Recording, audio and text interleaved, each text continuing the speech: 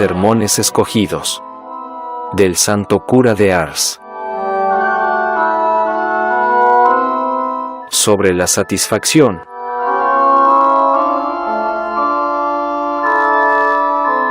Haced, pues, dignos frutos de penitencia. San Lucas, capítulo 3, versículo 8. Este es, hermanos míos, el lenguaje que el santo precursor usaba con todos los que venían a él en el desierto a aprender de sus labios, que debían hacer para alcanzar la vida eterna. Haced dignos frutos de penitencia, les decía, para que vuestros pecados os sean perdonados. Es decir, hermanos míos, que quien de vosotros haya pecado no tiene otro remedio que la penitencia, aun los que están ya perdonados. En efecto, nuestros pecados, perdonados en el tribunal de la penitencia, reclaman todavía penas y castigos, o en este mundo, con los dolores y miserias de la vida, o en las llamas del purgatorio. Esta diferencia hay, hermanos míos, entre el sacramento del bautismo y el de la penitencia. En el del bautismo Dios no atiende más que a su misericordia, es decir, nos perdona sin exigir nada de nosotros, mientras que en el de la penitencia no nos perdona los pecados ni nos devuelve la gracia sino a condición de que suframos una pena temporal, o en este mundo, o en las llamas del purgatorio, y esto lo hace para castigar al pecador por el desprecio y el abuso de sus gracias. Dios quiere, además, que hagamos penitencia por nuestros pecados, a fin de preservarnos de recaer en ellos, para que, acordándonos de lo que tuvimos que sufrir por ellos una vez ya confesados, no nos atrevamos de nuevo a cometerlos. Quiere también Dios que unamos nuestras penitencias a las suyas, y que consideremos cuánto sufrió Él para hacer meritorias las nuestras. ¡Ay, hermanos míos! Desengañémonos, sin los sufrimientos de Jesucristo, todo cuanto pudiéramos haber hecho no hubiera bastado para satisfacer por el más insignificante de nuestros pecados. Ah, Señor, cuán deudores os quedamos por este grande acto de vuestra misericordia para con nosotros, miserables ingratos. Me propongo, pues, demostraros, hermanos míos, primero, que aunque nuestros pecados no sean perdonados, no estamos exentos de hacer penitencia. Segundo, cuáles sean las obras por las que podemos satisfacer a la justicia divina, o, para hablar más claramente, me propongo mostraros en qué consiste la satisfacción, que es la cuarta de las disposiciones que hemos de tener para recibir dignamente el sacramento de la penitencia. Todos sabéis, hermanos míos, que el sacramento de la penitencia es un sacramento instituido por nuestro Señor Jesucristo para perdonar los pecados cometidos después del bautismo. En este sacramento es donde el Salvador del mundo muestra principalmente la grandeza de su misericordia, puesto que no hay pecados que este sacramento no borre, por grande que sea su número y por espantosa que sea su fealdad, de suerte que todo pecador está seguro de su perdón y de recuperar la amistad de su Dios, mientras él ponga de su parte las disposiciones por el sacramento requeridas. La primera disposición consiste en conocer bien sus pecados, el número de ellos y las circunstancias que pueden aumentar su gravedad o cambiar su especie, y este conocimiento no se nos dará sino después de haberlo pedido al Espíritu Santo. Toda persona que en su examen de conciencia no pide las luces del Espíritu Santo no puede menos de hacer una confesión sacrílega. Si estáis en este caso, volved sobre vuestros pasos, porque podéis estar seguros de que vuestras confesiones han sido malas. La segunda condición consiste en declarar bien los pecados, como os dice vuestro catecismo, sin artificio ni disfraces, es decir, tal como los conocéis en vuestra conciencia. Esta acusación no la haréis tampoco como es debido, sino en cuanto hayáis pedido para ello fuerza a Dios. Sin esto es imposible que declaréis vuestros pecados como se debe para obtener su perdón. Debéis, pues, examinar en la presencia de Dios si, cada vez que os habéis confesado, le habéis pedido esta fuerza, y si habéis faltado en esto, rehaced vuestras confesiones, porque podéis estar seguros de que nada valen. La tercera condición que este sacramento pide, para alcanzar por él el perdón de los pecados, es la contrición, es decir, el arrepentimiento de haberlos cometido junto con la resolución sincera de no cometerlos más y un verdadero deseo de evitar todo aquello que pueda hacernos caer de nuevo. Esta contrición viene del cielo y no se obtiene sino mediante la oración y las lágrimas. Oremos, por tanto, y lloremos, considerando que este defecto de contrición es el que condena mayor número de almas. Se acusan bien los pecados, pero, con frecuencia, el corazón no entra en ello para nada. Se cuentan los pecados como se contaría una historia indiferente. No hay en nosotros contrición, porque, si la hubiera, cambiaríamos de vida. Cada año, cada 6 meses, cada mes, cada 3 semanas, cada 8 días, si a mano viene, los mismos pecados, las mismas faltas, andamos siempre por el mismo camino, no hay cambio alguno en nuestra manera de vivir. ¿De dónde pueden provenir todas estas desgracias que precipitan tantas almas al infierno, sino de la falta de contrición? ¿Y cómo podemos esperar tenerla, si, con frecuencia, ni siquiera cuidamos de pedirla a Dios, o se la pedimos sin deseo casi de tenerla? Si no notáis cambio alguno en vuestra conducta, es decir, si, después de tantas confesiones y comuniones, no sois mejores que antes, volved sobre vuestros pasos, para reconocer vuestra desdicha antes que no quede ya remedio. Para tener esperanza fundada de que nuestras confesiones van acompañadas de las disposiciones debidas, es preciso, hermanos míos, que a la confesión se junte la conversión. Sin esto no haría sino prepararnos toda suerte de desdichas para la otra vida. Pero, después de haber conocido bien, con la gracia del Espíritu Santo, nuestros pecados, después de haberlos declarado como se debe, después de habernos dolido sinceramente de ellos, se necesita todavía una cuarta condición, para que las 3 primeras produzcan los frutos esperados, es la satisfacción que debemos a Dios y al prójimo.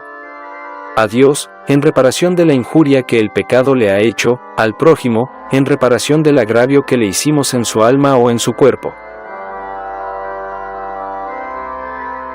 Comenzaré por deciros que, desde el principio del mundo acá, vemos que en todas partes, al perdonar Dios el pecado, ha exigido siempre una satisfacción temporal, como derecho que su justicia reclama. Su misericordia nos perdona, pero su justicia quiere ser satisfecha en alguna pequeña cosa, de suerte que, después de haber pecado, aun cuando hayamos sido perdonados, debemos tomar venganza sobre nosotros mismos, haciendo sufrir a nuestro cuerpo que pecó. Pero, ¿qué son, hermanos míos, nuestras penitencias en comparación de lo que nuestros pecados nos han merecido, o sea de una eternidad de tormentos? ¡Oh! ¡Cuán bondadosos sois, Dios mío, que os contentáis con tan poca cosa! Si las penitencias que se os imponen os parecen duras y penosas de cumplir por el gran número de vuestros pecados mortales, recorred la vida de los santos, y veréis las penitencias que hicieron, aunque muchos estaban seguros de su perdón. Mirad a Adán, a quien el mismo Señor había dicho que su pecado le estaba perdonado, haciendo penitencia a pesar de ello por espacio de más de 900 años, penitencia que hace temblar. Mirad a David, a quien el profeta Natán anuncia de parte de Dios que su pecado se le ha perdonado ya, y hace no obstante penitencia tan rigurosa que sus pies no pueden ya sostenerle, compungido de dolor por su culpa, hace resonar con sus gritos y sollozos los ámbitos de su palacio. Dice que llorando bajará al sepulcro, que el dolor no le dejará hasta el término de su vida, corren sus lágrimas con tanta abundancia, que, según él mismo nos dice, con ellas moja el pan que come y riega con su llanto el lecho donde se acuesta. Mirad todavía a San Pedro, por un pecado que el temor le ha hecho cometer, perdónale el Señor, y, no obstante, llora su pecado toda su vida con tanta abundancia de lágrimas que llegan a dejar surco en su rostro. ¿Y qué hace Santa María Magdalena después de la muerte del Salvador? Va a sepultarse en un desierto, donde llora y hace penitencia toda su vida, y no obstante, bien la había perdonado el Señor, quien dijo al fariseo que muchos pecados le habían sido perdonados, porque había amado mucho. Pero, sin ir tan lejos, mirad, hermanos míos, mirad las penitencias que se imponían en los primeros tiempos de la Iglesia. Mirad si las de hoy guardan alguna proporción con las de entonces. Por haber jurado inadvertidamente el santo nombre de Dios, hay cosa tan común ahora, aun entre los niños, que no saben quizás las oraciones más ordinarias, se condenaba a aquellos cristianos a ayunar 7 días a pan y agua. Por haber consultado a los adivinos, 7 años de penitencia. Por haber trabajado unos momentos en domingo, penitencia durante 3 días. Por haber hablado durante la Santa Misa, ayuno de 10 días a pan y agua. Si en Cuaresma se faltaba un día al ayuno, había que ayunar luego por espacio de 7 días. Por haber danzado delante de una iglesia en domingo o día festivo, 7 años de penitencia. Por haber violado el ayuno de las 4 témporas, 40 días de ayuno a pan y agua. Por haberse burlado de un obispo o del propio pastor, poniendo en ridículo sus instrucciones, penitencia durante 40 días. Por haber dejado morir a un niño sin bautismo, 3 años de penitencia. Por haberse disfrazado en carnaval, 3 años de penitencia. Por haber bailado un joven o una joven, 3 años de penitencia, y en caso de reincidencia, amenaza de excomunión. Por viajar, en los domingos o días de fiesta, sin necesidad, 7 días de penitencia. Por haber caído una joven en pecado impuro con un hombre casado, 10 años de penitencia. Pues bien, hermanos míos, ¿qué son, decime, las penitencias que hoy se nos imponen, comparadas con estas que acabo de referir? Con todo, la justicia de Dios es la misma, y nuestros pecados no son menos horribles, ni merecen menos ser castigados. ¿No debiéramos cubrirnos de confusión, en vista de lo poco que hacemos, comparado con las rudas y prolongadas penitencias de los primeros cristianos? Pero, ¿cuáles son, me diréis, las obras por las cuales podemos nosotros satisfacer a la justicia de Dios por nuestros pecados? Si deseáis practicarlas, nada más fácil, como vais a verlo. La primera es la penitencia que os impone el confesor, la cual forma parte del sacramento. Si no se tuviese la intención de cumplirla de todo corazón lo mejor que se pueda, la confesión no sería sino un sacrilegio. La segunda es la oración, la tercera es el ayuno, la cuarta es la limosna, la quinta, las indulgencias, que son las obras más fáciles de cumplir y a la vez más eficaces. Digo, primero, la penitencia que el confesor nos impone antes de darnos la absolución, debemos recibirla con júbilo y gratitud, y cumplirla lo mejor que podamos, sin lo cual debiéramos estar con gran temor de hacer una confesión sacrílega. Si pensásemos, pues, que no la podremos cumplir, debemos exponer humildemente al confesor nuestras razones, si las halla atendibles, nos la cambiará. Hay, empero, penitencias que el confesor ni puede ni debe cambiar. Tales son las penitencias que miran a la enmienda del pecador, como, por ejemplo, prohibir la taberna a un borracho, el baile a las jóvenes, o a un mozo la compañía de otra persona que le encamina al mal, obligar a reparar la injusticia que se ha hecho, a confesar con frecuencia por haber vivido algún tiempo con negligencia respecto a la propia salvación. Convendréis conmigo en que un sacerdote no puede ni debe cambiar estas penitencias. Cuando uno tiene razones para hacerse cambiar la penitencia impuesta, debe ser el mismo sacerdote quien haga el cambio, en cuanto se pueda, porque otro confesor ignoraría por qué motivo se impuso. ¿Halláis que vuestras penitencias son largas y dificultosas? No seáis tan delicados. Comparadlas con las penas del infierno que vuestros pecados habían merecido. Con qué gozo un pobre condenado no se avendría a practicar hasta el fin del mundo las penitencias que a vosotros se os señalan y otras mucho más rigurosas, si a este precio pudiera poner término a su suplicio. ¡Qué dicha esta para él! Mas nunca le será concedida. Pues bien, hermanos míos, recibiendo alegremente nuestra penitencia, con un verdadero deseo de cumplirla lo mejor que podamos, nos libramos del infierno, como si el Señor concediese a un condenado la gracia que acabamos de decir. ¡Oh, Dios mío! ¡Cuán poco conoce su ventura el pecador! Digo, primero, que debemos cumplir la penitencia que el confesor nos ha impuesto, y que el omitirla sería un gran pecado. Solamente con esta condición concede Dios de nuevo su gracia al pecador, y el sacerdote, en nombre de Dios, le absuelve de su pecado.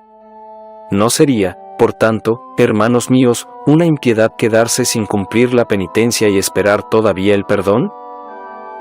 sería proceder irracionalmente, querer la recompensa sin que nada nos costase. ¿Qué pensaremos, hermanos míos, de aquellos que no cumplen la penitencia? Por mi parte os diré lo que pienso de tales personas. Si es que no han recibido todavía la absolución, son personas que ni aun deseos tienen de convertirse, puesto que rehúsan aplicar los medios necesarios para ello, y, cuando vuelvan a confesarse, el confesor debe negarles la absolución por segunda vez. Mas si, habiendo sido ya absueltos, no cuidan de cumplir la penitencia, cometen pecado mortal, si los pecados confesados eran mortales y la penitencia impuesta considerable, y han de temer que su confesión haya sido sacrílega, por defecto de una sincera voluntad de satisfacer a Dios por su pecado. Entended que hablo aquí de los que hubiesen omitido toda su penitencia o parte considerable de ella, no de los que se hubiesen olvidado de cumplirla, o no hubiesen podido hacerlo en el tiempo prescrito. Digo, además, que es preciso cumplir la penitencia toda entera, dentro del tiempo señalado, y devotamente. En primer lugar, enteramente. No debe omitirse nada de lo que se nos ha impuesto, al contrario, debiéramos añadir algo a lo que nos señaló el confesor. Dice San Cipriano que la penitencia ha de igualar la falta, que el remedio no debe ser menor que el mal. Y decidme, hermanos míos, ¿qué penitencias se nos imponen? Alguna parte de rosario, alguna letanía, alguna limosna, algunas pequeñas mortificaciones. Decidme, ¿guardan todas estas cosas alguna proporción con nuestros pecados, que merecen tormento sin término? Los hay que cumplen su penitencia andando o sentados, cosa que no se debe hacer. Vuestra penitencia habéis de rezarla de rodillas, a no ser que el sacerdote os diga que podéis rezarla sentados o caminando. Y si alguna vez habéis caído en esta falta, debéis confesaros de ella y no reincidir. En segundo lugar, digo que habéis de cumplirla dentro del tiempo señalado, pues no haciéndolo pecarías, a menos que no pudierais obrar de otra manera, y en este caso debéis decirlo al confesor cuando volváis a confesaros. Si, por ejemplo, él os ordena hacer una visita al Santísimo Sacramento después de los oficios, porque sabe que os juntáis con compañías que no os conducirán a Dios, si os manda alguna mortificación en la comida, porque sois inclinados a la gula, a hacer un acto de contrición, cuando tengáis la desgracia de recaer en el pecado que habéis confesado, o bien cuando otras veces esperáis a cumplir vuestra penitencia hasta el momento en que os disponéis para volveros a confesar, comprendéis también, como yo, que en todos estos casos sois culpables y no debéis descuidar el acusaros, así como que habéis de evitar el que vuelvan a repetirse en adelante. Digo, en tercer lugar, que habéis de cumplir vuestra penitencia devotamente, es decir, con piedad y con sincero deseo de dejar el pecado. Hacerla con piedad, hermanos míos, es hacerla con atención de la mente y con devoción del corazón. Si rezáis vuestra penitencia con distracciones voluntarias, no la habéis cumplido, estáis obligados a rezarla de nuevo. Hacerla con piedad es hacerla con una grande confianza en que el Señor nos perdonará nuestros pecados por los méritos de Jesucristo, el cual satisfizo por nosotros con sus padecimientos y su muerte en la cruz.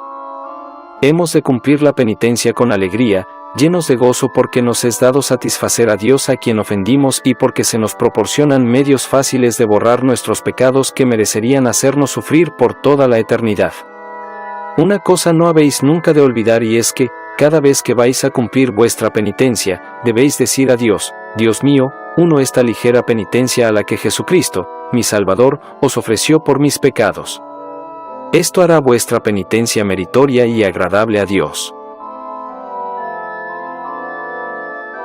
Decía, además, que debemos cumplir la penitencia con un verdadero deseo de dejar el pecado en absoluto, cueste lo que cueste, aun cuando fuese preciso morir. Si no tenemos estas disposiciones, bien lejos de satisfacer a la justicia de Dios, la ultrajamos de nuevo, lo cual nos hace todavía más culpables. He dicho que no hemos de contentarnos con la penitencia que el confesor nos impone, porque ella es nada o casi nada, si la comparamos con lo que merecen nuestros pecados. Si el confesor nos contempla tanto, no es sino por el temor de disgustarnos de trabajar por nuestra salvación. Si verdaderamente tomáis a pecho vuestra salvación, vosotros mismos debéis imponeros nuevas penitencias. Os diré cuáles os serán más convenientes. Si habéis tenido la desgracia de dar escándalo, debéis tornaros tan vigilantes que vuestro prójimo nada pueda ver en vosotros que no le incite al bien, habéis de mostrar con vuestra conducta que vuestra vida es ya verdaderamente cristiana. Y si habéis tenido la desgracia de pecar contra la santa virtud de la pureza, debéis mortificar vuestro miserable cuerpo con el ayuno, no concediéndole más que lo indispensable para conservar la vida y para que pueda cumplir con sus deberes, y hacerle dormir de cuando en cuando sobre el duro suelo. Si os sucede tener a mano algún manjar que halaga vuestra gula, debéis rehusarlo a vuestro cuerpo, y despreciarlo tanto cuanto antes le amasteis. Él quería perder vuestra alma, es necesario que le castiguéis. Es preciso que vuestro corazón, que ha pensado en cosas impuras, dirija sus pensamientos al infierno, que es el lugar reservado a los impúdicos. Si estáis apegados a la tierra, conviene que hagáis todas las limosnas posibles, en castigo de vuestra avaricia, privándose de todo lo que no os es absolutamente indispensable para la vida. ¿Hemos sido negligentes en el servicio de Dios? Impongámonos como un deber, en penitencia, el asistir a todos los ejercicios de piedad que se hacen en nuestra parroquia. Quiero decir, a la misa, a las vísperas, al catecismo, a la meditación, al rosario, a fin de que Dios, viendo nuestra solicitud, se mueva a perdonarnos nuestras negligencias. Si entre los oficios disponemos de algunos momentos, tengamos alguna lectura piadosa, que servirá de alimento a nuestra alma, leamos sobre todo la vida de algún santo, donde veremos lo que ellos hacían para santificarse, esto nos alentará, hagamos alguna corta visita al Santísimo Sacramento, para pedirle perdón de los pecados cometidos entre semana. Si nos sentimos culpables de alguna falta, vayamos a descargarnos de ella, a fin de que nuestras oraciones y todas nuestras buenas obras sean más agradables a Dios y más ventajosas para nuestra alma. ¿Tenemos la costumbre de jurar o de encolerizarnos? Pongámonos de hinojos, para repetir esta santa oración: Dios mío, sea bendito vuestro santo nombre por los siglos de los siglos. Dios mío, purificad mi corazón, purificad mis labios, a fin de que jamás pronuncien palabras que os ultrajen y me separen de vos. Cada vez que cayereis en este pecado, debéis al instante hacer un acto de contrición o dar alguna limosna a los pobres. ¿Habéis trabajado en domingo? ¿Habéis comprado o vendido sin necesidad en este día santo? Entregad a los pobres una limosna mayor que el provecho obtenido. ¿Habéis comido o bebido con exceso? Privaos de algo en todas vuestras comidas. Ahí tenéis, hermanos míos, algunas penitencias que no solamente podrán satisfacer a la justicia de Dios, si van unidas a las de Jesucristo, sino que podrán también preservaros de recaer en vuestros pecados. Si queréis portaros de esta manera, estaréis seguros de corregiros con la gracia del Señor. Sí, hermanos míos, hemos de darnos pena y castigo allá mismo donde hemos practicado el mal. Este es el verdadero medio de evitar las penitencias y castigos de la otra vida. Verdad es que esto cuesta, pero no podemos excusarnos, mientras estamos aún en vida y Dios se contenta con tan poca cosa. Si aguardamos para después de la muerte, no llegaremos a tiempo. Hermanos míos, todo habrá concluido, solo nos quedará el lamentarnos de no haberlo hecho. ¿Sentimos, hermanos míos, alguna repugnancia por la penitencia? Demos una mirada a nuestro amable Salvador, veamos lo que Él ha hecho y sufrido para satisfacer al Padre por nuestros pecados. Animémonos con el ejemplo de tantos mártires ilustres, que con tanto júbilo entregaron sus cuerpos al verdugo. Animémonos también, hermanos míos, con el pensamiento de las devoradoras llamas del purgatorio, donde están sufriendo pobres almas, condenadas por pecados quizás menores que los nuestros. Si os cuesta trabajo, hermanos míos, hacer penitencia, también tendréis en cambio la recompensa eterna que con ella se merece. Segundo, hemos dicho que se puede satisfacer a la justicia de Dios con la oración, no solamente con la oración vocal o mental, sino también con el ofrecimiento de todas nuestras acciones, elevando de cuando en cuando nuestro corazón a Dios entre día y diciendo: Dios mío, vos sabéis que si trabajo es por vos, vos me habéis condenado a trabajar para satisfacer a vuestra justicia por mis pecados.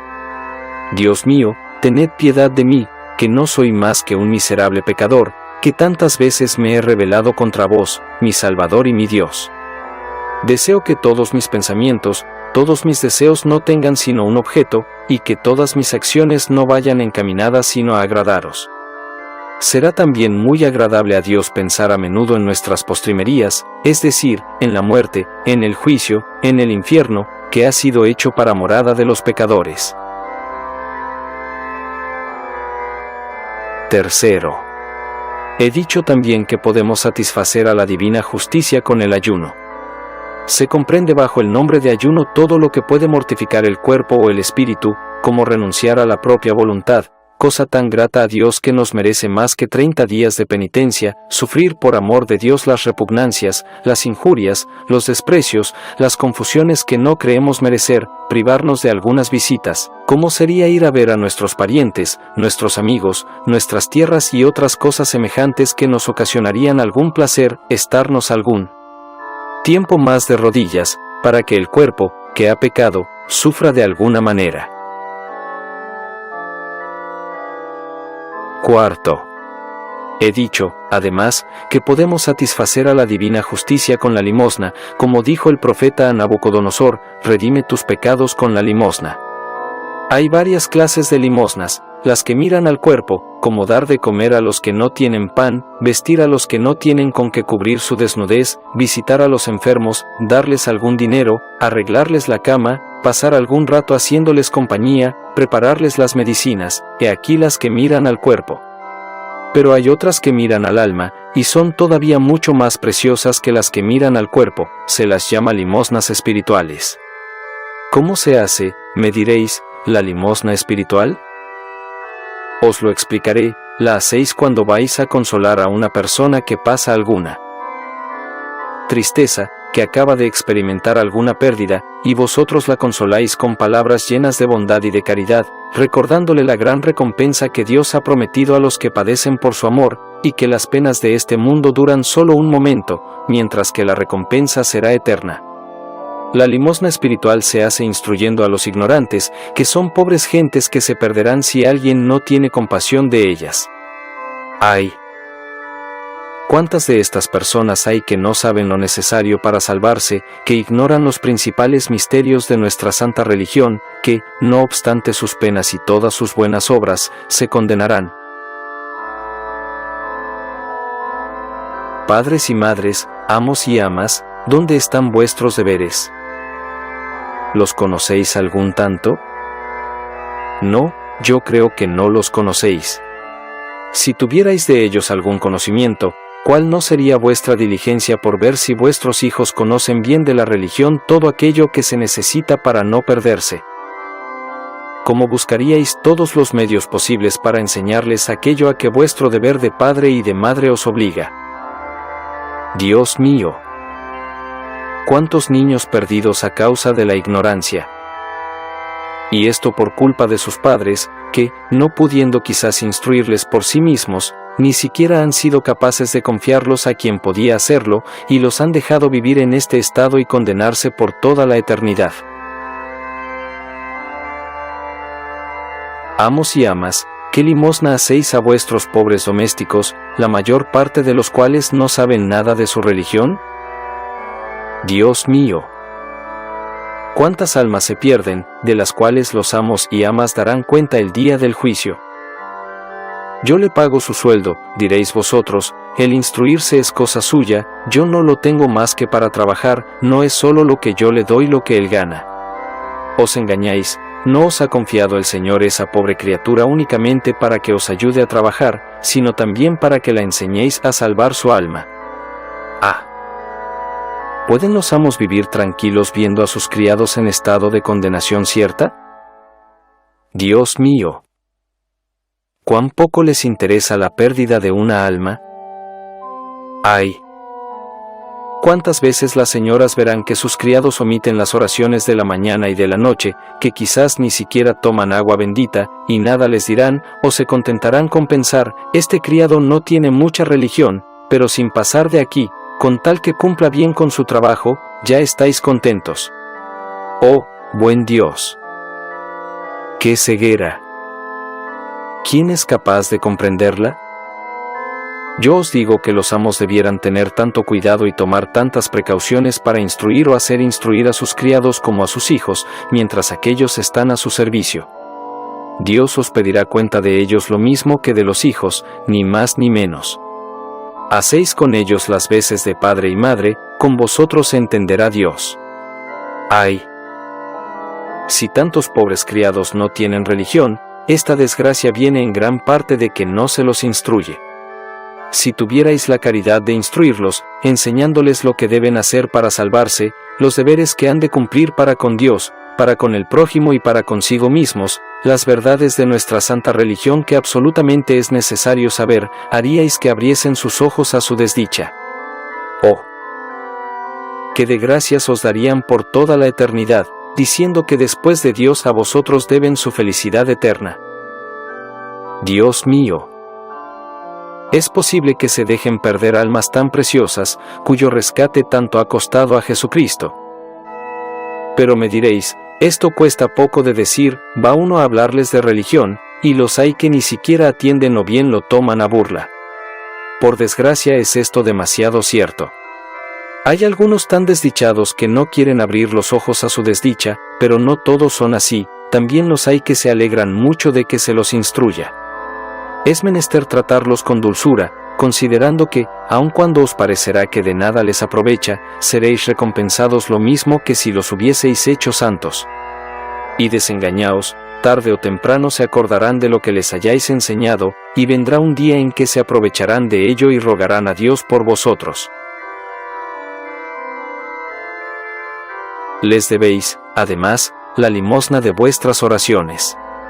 Los amos que tienen criados no deben pasar ni un solo día sin rogar a Dios por ellos. Estoy persuadido de que los hay que quizás nunca han rogado a Dios por sus criados. Dios mío. ¿Cuántas personas que no conocen sus deberes, que, por consiguiente no los cumplen, y que se perderán por toda la eternidad? Padres y madres, amos y amas, no descuidéis esta limosna espiritual que debéis a vuestros hijos y a vuestros domésticos. Les debéis también, además, la limosna de los buenos ejemplos, que les servirán de guía para ir al cielo. Aquí tenéis, hermanos míos, las cosas que yo creo más capaces de satisfacer a la justicia de Dios por vuestros pecados ya confesados y perdonados. Podéis todavía satisfacer a la justicia de Dios llevando con paciencia todas las miserias que os veréis obligados a sufrir a pesar vuestro, como son las enfermedades, las flaquezas, las aflicciones, la pobreza, las fatigas de vuestros trabajos, el frío, el calor, las desgracias que os sucedan, la necesidad de morir.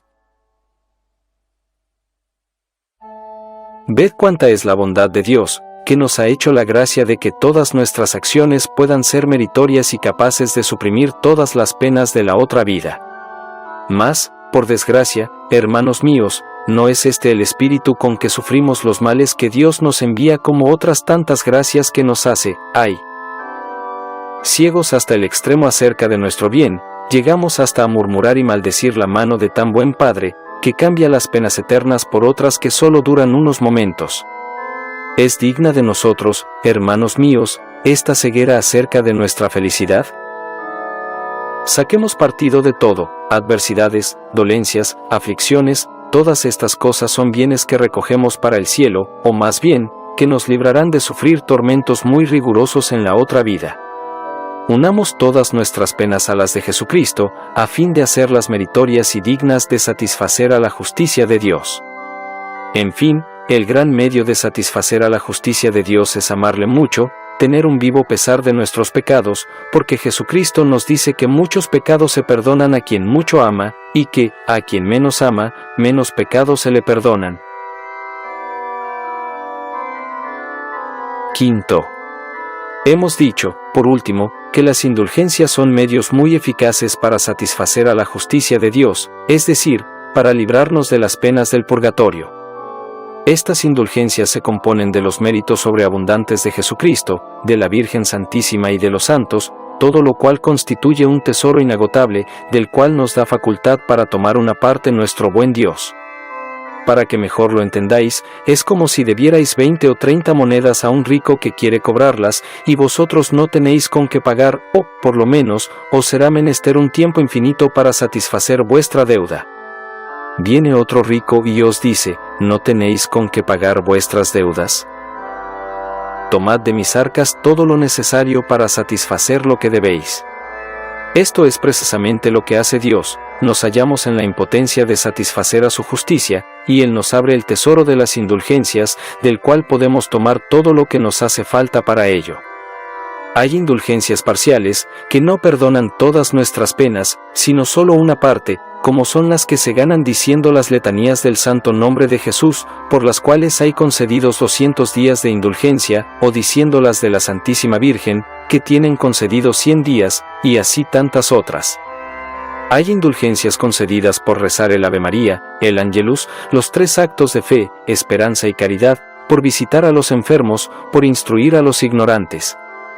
Pero las indulgencias plenarias son la remisión de todas las penas que debemos sufrir en el purgatorio, de suerte que, si nos confesamos de un gran número de pecados, después de ello, aunque estén ya perdonados, nos queda todavía un número casi infinito de años de purgatorio, pero, ganando una de estas indulgencias plenamente, quedamos tan libres del purgatorio como el niño que muere luego de bautizado, o el mártir que acaba de dar su vida por Dios. Estas indulgencias pueden ganarlas los que pertenecen a la Cofradía del Santo Rosario todos los primeros domingos de mes, confesando y comulgando, y en todas las festividades de la Santísima Virgen, y el tercer domingo de cada mes los que son de la Cofradía del Santísimo Sacramento. Oh, hermanos míos, cuán fácil es evitar las penas de la otra vida para un cristiano que se aproveche de las gracias que le ofrece el buen Dios. Pero debo advertiros también que, para ganar tantos bienes, es menester hallarse en estado de gracia, haber confesado y comulgado, y rezar las oraciones prescritas por el Papa. Únicamente para el Viacrucis deja de haber necesidad de confesar y comulgar. Pero es siempre necesario hallarse libre de pecado mortal, tener un grande arrepentimiento de todos los veniales, con un verdadero propósito de no volver a cometerlos. Llevando estas disposiciones, podéis ganarlas para vosotros o para las almas del purgatorio. Nada tan fácil, hermanos míos, como satisfacer a la divina justicia, teniendo tantos medios para ello, de suerte que, si vamos al purgatorio, será solo por culpa nuestra. Oh, si los cristianos estuviesen bien instruidos y quisiesen aprovecharse de todas las gracias que Dios les ofrece, que de bienes no amontonarían para la eternidad. Dios mío, si somos tan pobres, es porque no queremos enriquecernos. Pero no está aún dicho todo. Después de haber satisfecho a Dios, falta aún satisfacer a nuestro prójimo por el daño que le hemos causado, ora en el cuerpo, ora en el alma. Se le causa daño en el cuerpo, es decir, en su persona, ultrajándole, bien con palabras injuriosas o despreciativas, bien con malos tratos. Si hemos tenido la desgracia de ultrajarle con palabras injuriosas, será menester presentarle nuestras excusas y reconciliarnos con él. Si le habéis agraviado hiriendo a sus bestias, cosa muy posible cuando las halláis haciendo algún estrago en vuestras cosechas, estáis obligados a compensarles lo que aquellas hayan perdido de valor, podíais haceros indemnizar y no maltratar a las bestias. Si habéis cometido alguna injusticia, estáis obligados a repararla tan pronto como os sea posible, y, de no hacerlo así, sois culpables en alto grado. Si habéis descuidado hacerlo, sois culpables, y tenéis que acusaros de esta omisión. Si habéis agraviado al prójimo en su honor, con vuestra maledicencia por ejemplo, estáis obligados a dar de él buenas referencias, tanto cuanto antes las disteis malas, diciendo todo el bien que de él sepáis, ocultando los defectos que pueda tener y que no tengáis obligación de descubrir. Si le habéis calumniado, debéis ir en busca de las personas a quienes dijisteis cosas falsas de vuestro prójimo y declararles que lo dicho por vosotros no es verdad, que os da pena de ello, y rogarles que no lo crean. Mas si le habéis causado daño en su alma, el mal es todavía más difícil de reparar, es menester, con todo, hacerlo en cuanto se pueda, sin lo cual nunca nos perdonará Dios. habéis de examinar bien si por ventura no habéis dado escándalo a vuestros hijos o a vuestros vecinos. ¿Cuántos padres y madres, cuántos amos, que escandalizan a sus hijos y criados, porque no hacen las oraciones de la mañana ni de la noche, o las harán mientras se vistan, o echados sobre una silla, o se sentarán a la mesa sin hacer ni siquiera la señal de la cruz antes y después de comer? ¿Cuántas veces los oirán jurar y quizás también blasfemar? ¿Cuántas veces los habrán visto trabajar el domingo por la mañana, incluso antes de la Santa Misa? Debéis también examinar si habéis cantado canciones malas, si habéis comprado malos libros, si habéis dado malos consejos, diciendo, por ejemplo, a alguno que se vengue, que se tome la justicia por su mano, que diga palabras injuriosas a otro. Debéis también examinar si, al tomar prestado algún objeto a vuestro vecino, descuidasteis el devolvérselo, si descuidasteis hacer alguna limosna que se os había encargado o alguna restitución de parte de vuestros parientes difuntos. Para tener la dicha de que se os perdonen los pecados, es preciso que nada retengáis de los bienes del prójimo, cuando debéis y podéis devolverlos, que, si manchasteis su reputación, hayáis hecho lo posible por reparar el agravio, que os hayáis reconciliado con vuestros enemigos, hablándoles como si no os hubiesen hecho más que bien durante su vida, sin guardar nada en vuestro corazón sino la caridad que el cristiano debe tener para con todos. Es preciso recibir de buen grado vuestra penitencia, con verdadero deseo de cumplirla lo mejor que podáis, y cumplirla de rodillas con piedad y gratitud, pensando cuán bueno es Dios que se contenta con tan poco, y hacer de manera que las penas que pasáis en vuestro estado os sirvan de penitencia. Es preciso ganar las indulgencias que podamos, a fin de que, al morir, tengamos la dicha de haber satisfecho a Dios por nuestros pecados y al prójimo por los daños que le hayamos hecho, y podamos todos comparecer confiadamente ante el tribunal de Dios. Es la dicha que os deseo, etc.